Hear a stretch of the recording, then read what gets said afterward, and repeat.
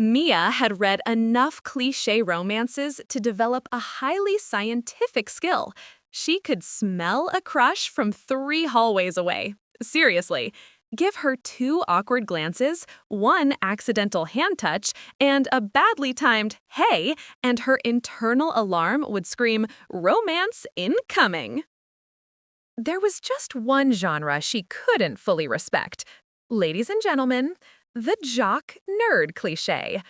Jocks were a mysterious species. Loud, confident, emotionally allergic to basic communication. And this was how Mia learned that lesson at full speed. She shot through the corridor, blasted past the classroom door, skidded, backtracked, and finally found the only seat that looked remotely safe.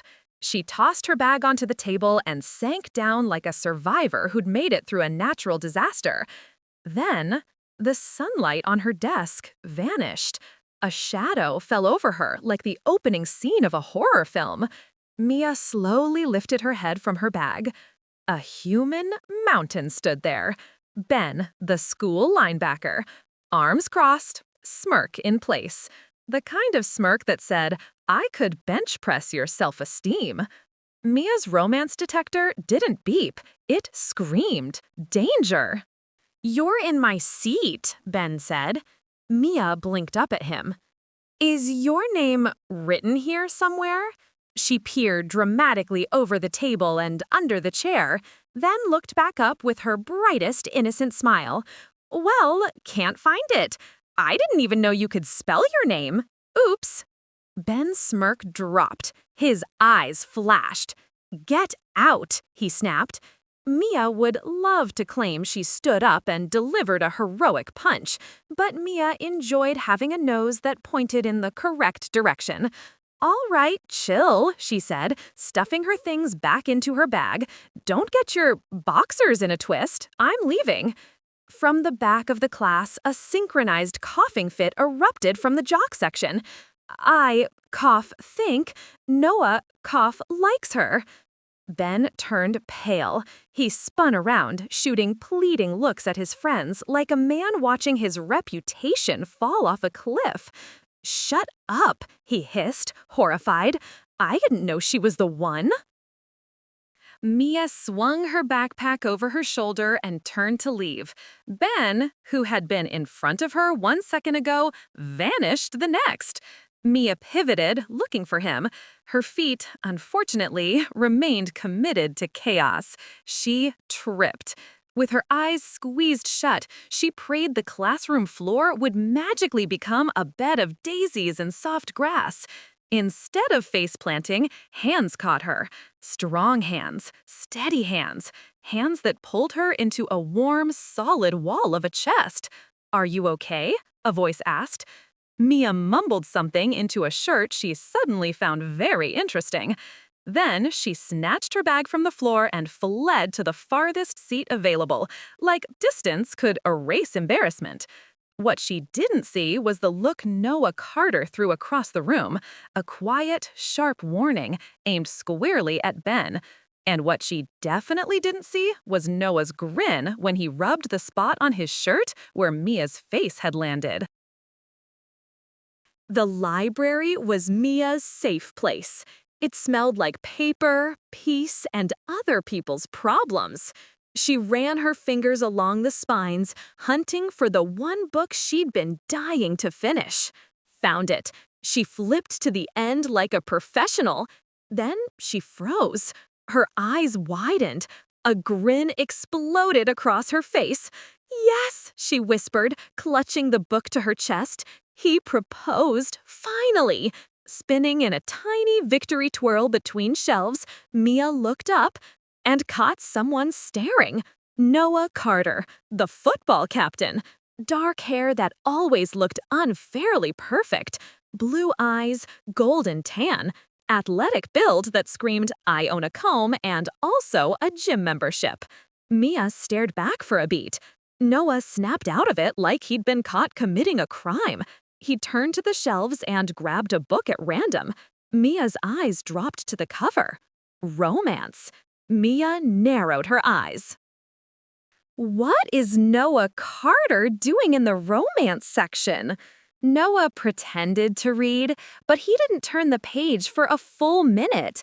He just kept glancing at her from the corner of his eye like he was trying to solve a difficult math problem called Mia. Mia walked over. Noah tensed. "You're in my English class," Mia said brightly. "That's a really good book, one of Nora Roberts' best." Noah frowned. "Nora Roberts?" "The author," Mia said, pointing at the cover he was holding upside down. Realization hit. Noah flipped the book over so fast it nearly launched out of his hands. His eyes bulged at the cover like it had betrayed him. Mia leaned in, delighted. "It's rare to see guys interested in romance novels. Want recommendations? I'm basically an expert." Noah's eyebrows shot up. Mia lowered her voice like she was sharing a sacred secret. "Don't worry, I won't tell anyone." Noah's face turned pink. He mumbled a rushed goodbye and practically sprinted out of the library. Mia watched him go, blinking. If she'd known how accurate she was, she would have laughed for a week. Because after Mia left, Noah returned to the romance shelves like a mission. He scooped up almost half the section, hurried to the counter, and checked them out using the library cards of the entire football team. "For our sisters," he stuttered, which explained why Mia couldn't find any of her favorite books the next day. The next morning was cold enough to make Mia regret every life decision that involved short sleeves. She rubbed her arms and blew into her hands. A sudden warmth wrapped around her shoulders. A Letterman jacket in school colors. Mia looked up. Noah stood there, smiling like he was trying not to smile. Hands in pockets, eyes everywhere except her face.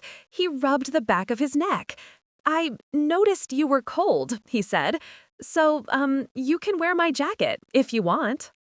Mia's fingers curled around the fabric. Warm, heavy, smelled like laundry detergent and, unfairly, Noah. "Thanks," she said, smiling. Noah's smile widened like her words had powered him up. "You're welcome. I'll see you around." He walked away, trying to look casual. He failed adorably. A new teacher walked in, took one look at Mia, and said, "Miss Carter, could you please face the front?" Mia turned slowly. "Miss Carter?" Laughter exploded. Somewhere, a Jock wheezed so hard he nearly passed out. "Sorry, Miss Lee," he managed between gasps. "I think you mean Mrs. Carter." He got smacked on the head. Mia sat there, stunned. Chloe, her best friend and professional chaos commentator, flicked a paper ball at her. Mia looked over.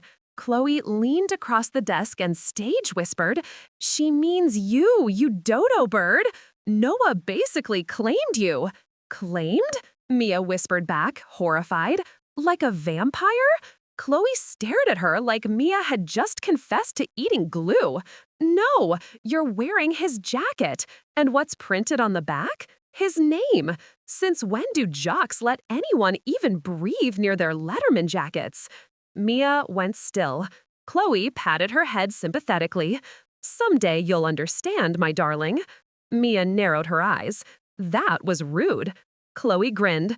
Accurate, though. At the end of the week, the school became unnervingly quiet. Too quiet. Then the lights clicked off. Mia slammed her locker shut and immediately decided she hated suspense. She turned to flee, and a violin started playing. Students poured into the corridor from both sides like a staged movie scene. At the front were football players holding heart-shaped candles and balloons, and yes, that was Ben playing the violin. Badly. The crowd parted. Noah walked through, looking ridiculous in the way only heartbreakingly handsome people could. In his hands was a huge bouquet of red roses. He stopped in front of Mia, eyes soft, expression earnest. "Hey," he breathed. Hi," Mia said, brain buffering. Noah held out the roses and took her hands. Gentle, steady. "I'm about to ask the most amazing girl I've ever met," he said quietly, "to be my girlfriend, in front of everyone." Mia finally started to piece together the situation. He lifted her hands and kissed her knuckles. Then he looked straight at her. "Will you be my girlfriend?" Mia froze, full system shutdown. When Noah stepped closer, arms opening, Mia panicked and ran, like ran, past candles, past balloons, past the stunned football team, past Ben, who nearly hit a wrong note out of pure shock. Behind her, the hallway sounded like collective heartbreak. Mia didn't stop until she was outside, breathing hard, perplexed whether her heart was exhausted from the sprint or from the creeping regret. Over the next month, Noah looked like someone had turned down the brightness of his life. Every time he tried to catch Mia's eye, she looked away. Every time she looked away, he sighed, and somehow the sigh made her chest ache. Then came the day of the state championship game. The entire school was hyped. The stands were packed. Chloe was vibrating with excitement. But Noah wasn't Noah. He fumbled early. Then again. Then again. The crowd groaned. By halftime, it was bad enough that Mia couldn't breathe right. Noah walked off the field like he was carrying the weight of the whole stadium on his shoulders. He disappeared into the hallway leading to the locker rooms. Mia didn't know what came over her. She just knew she couldn't stay in her seat. She ran to the security guard, begged, tried her most innocent look, nearly offered him popcorn as a bribe. And then he saw the back of her jacket. Carter. The guard sighed and waved her through like this was now officially more than he's paid to deal with. Mia found Noah slumped in a shadowed corner, head buried in his hands. He looked up. For 1 second, hope lit his eyes. Then it faded. He stood, turning away like it hurt to be near her. "I know you're avoiding me," he said quietly. "I'll leave you alone." That was when Mia understood. Before he could take another step, she hurried up behind him and wrapped her arms around him, hugging as tightly as she could around his bulky gear. Noah froze. Then he turned slowly. Mia rose on her toes, hands on his shoulders, and kissed him. It was soft at first, like a question. Noah answered like he'd been holding his breath for days. One hand cradled the back of her head, the other settled at her waist. When they finally pulled back, Mia whispered, "I actually like you." Noah blinked. "Actually?" Mia narrowed her eyes. "Don't push it." Noah's smile returned, bright and real. Mia tapped his chest padding. "Win it for me?" Noah's grin spread like sunrise. He kissed her once more, quick, happy, certain, and ran back toward the field, glancing back like he couldn't quite believe she was real. The second half was a different game. Noah played like someone had plugged him into electricity. The commentators called him revived. Chloe elbowed Mia. "Your kiss has superpowers." Mia, cheeks burning, waved at the field anyway. Final play. The stadium went silent. Noah caught the snap, dodged pressure, and spotted an opening. He threw. The ball arced perfectly. Their fullback caught it and sprinted. 5 yards, 4, 3, touchdown! The stadium erupted. Mia and Chloe screamed, hugged, jumped like their feet had forgotten gravity. Then Noah broke from the team pile and ran straight up the stands. He stopped at Mia, yanked off his helmet, and kissed her, thoroughly enough to make the crowd lose its mind. Mia blinked, dazed, smiling into it. Maybe jocks weren't impossible to understand after all. Maybe they just needed subtitles.